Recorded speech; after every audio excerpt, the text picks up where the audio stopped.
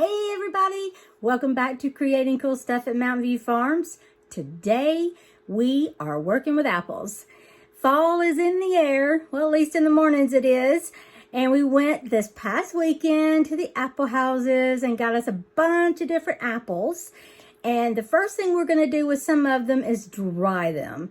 We love dried apples. They have a good sweet taste when you dry them. And they're great snacks during the year, just little apple chips, and they taste great. So stay tuned, and we're going to show you how to do that. This past weekend, we went up to the apple houses in Ellijay, Georgia, and we got us some apples. Now, when we're going to be making big batches of stuff, like applesauce for canning, along with bigger apples, sliced apples for canning, or even the dried apples that we're about to do, we will ask for seconds. Lots of times in the back of the apple house, not up there where all the regular apples are, they're going to have seconds. And these seconds are just, some that have little blemishes or big blemishes. Or like in the case of these Granny Smiths, they're just a little bit smaller. So we don't care about that. We're going to be cutting that peeling off anyway to do our dried apples. So they're perfect for us, and they're about half price what the other apples are. So we are getting started today with all these wonderful apples, and we're going to get to drying them in just a minute. Stay tuned. To peel our apples, we just use this apple peeler and core, which we got at the apple houses many years ago. We just keep it in the box every year and keep it on hand, and we've got it ready to go. And as you can see in the little picture there, it shows what it does. Now we are about to show you live. Here we go.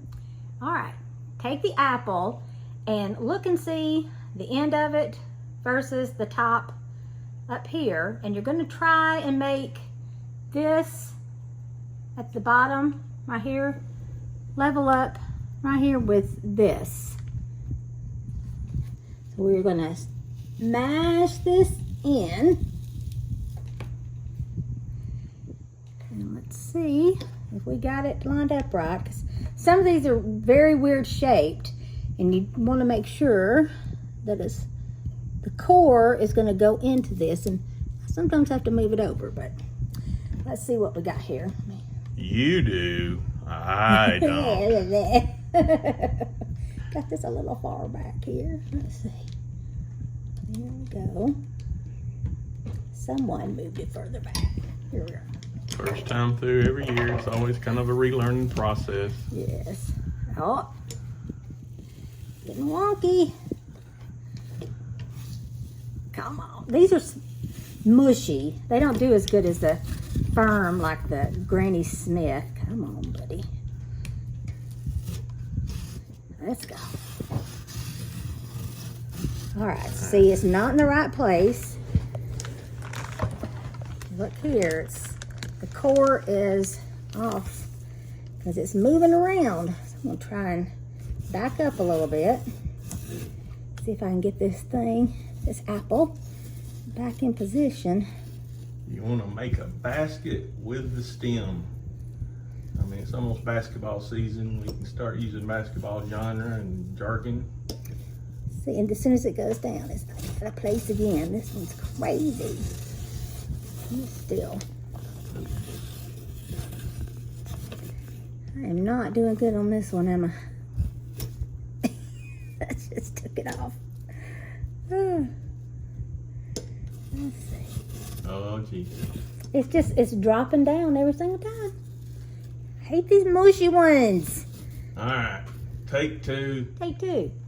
This time I started from the other end, since that other one had gotten kind of wonky. So I put the stem part in first. So I mashed it up down here to the hole and then just carried it over to this. So let's see if it's gonna doing better this time. Go. Oh yeah. Yeah. Oh yeah. And she's done. Ta-da! them off. There we go. Take the core off. Core in the bucket for the chickens. Or if you make vinegar, you can make apple cider vinegar with that over there. All right, do the slinky trick. Do the slinky trick. Oh, I've already put. No, with the apple. Oh. Uh-oh. Yeah. A slinky, a slinky. So now you can cut it in half or cut it in holes or ever how you want to dry it. We cut them in half. And then we just put these slices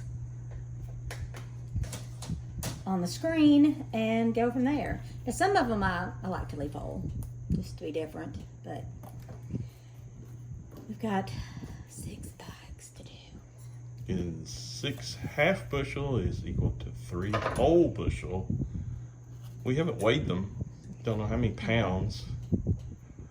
Yeah, we'll save a little out to eat too. So onward.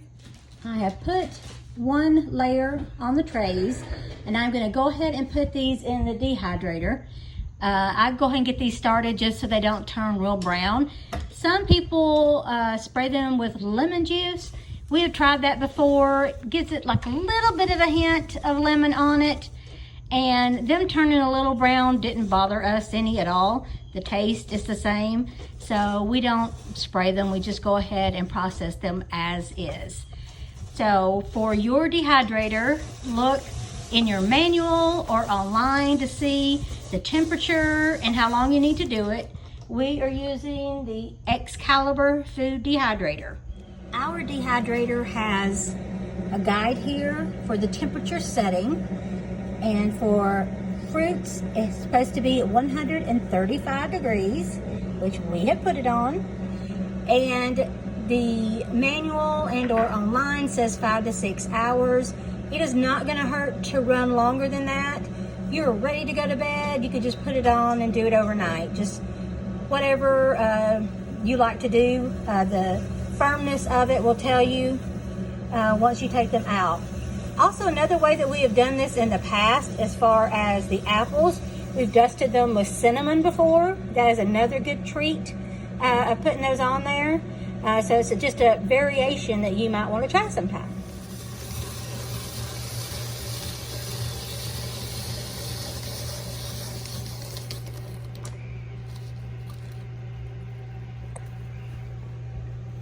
I guess I better get back to work. Hey everybody, welcome back. It is the next day. We did let the apples dry overnight, and I'll show you what they look like now. So we're going to take this lid off. And here we go. They look fantastic. And they are done. So the next thing that we will do is we will just put these, and we normally use our quart jars, or sometimes we'll get the half-gallon jars and put them in. We've even used like old plastic mayonnaise jars before. They work good, just whatever you want to put them in. And lots of times we'll put one of those oxygen absorbers in there. That helps keep them fresh throughout the years. And they are great. Great little snack all throughout the years. Well, I hope you will give dehydrating your fruits and some vegetables a try. And we will see you back here at Creating Cool Stuff at Mountain View Farms. Thanks for tuning in.